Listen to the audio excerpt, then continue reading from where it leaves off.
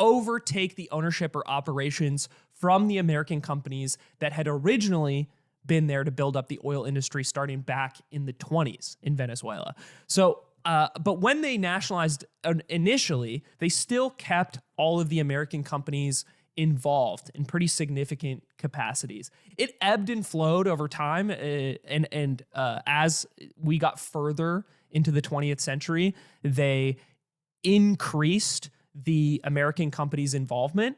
And also, as a result, over that time period, output in Venezuela increased greatly through that time period as well. If you look like pushing to 2000, that is when like oil production is the highest.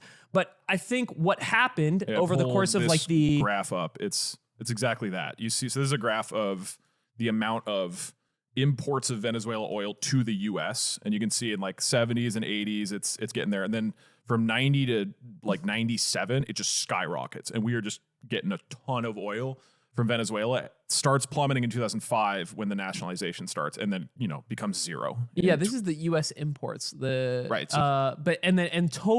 Total production in Venezuela is skyrocketing towards the 20th century.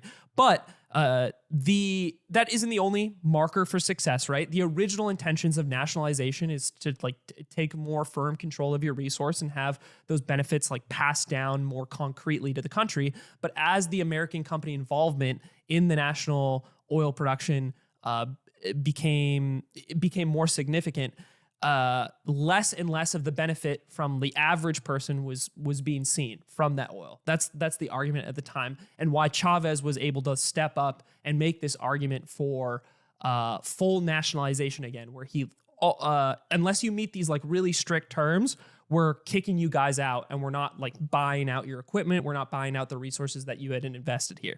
And one thing I didn't know is that ExxonMobil, one of the other companies, all of these companies leave because they don't want to take like Chavez's version of the deal, except Chevron. Yeah. Chevron still operates in Venezuela now, which I did not know until like a few days ago. They're like Goldfinger. Like they somehow survived through each change in Venezuela. Yes. Like apparently they're just like really politically adept in Venezuela. They're the only American company that got to stay. So they were willing to take this deal where they don't have any direct ownership over the oil fields. They don't have any direct ownership over the oil. They don't even necessarily get paid in cash. They get paid. Goldfinger. I was trying to kind of think of this. I was like, that's James Bond. They don't even get paid in cash necessarily a lot of the time. They just get comped in product of crude oil after like taxes and crude oil are accounted for and all these things. Chevron basically saw it as like, we'll meet all these terms for like a long-term holdout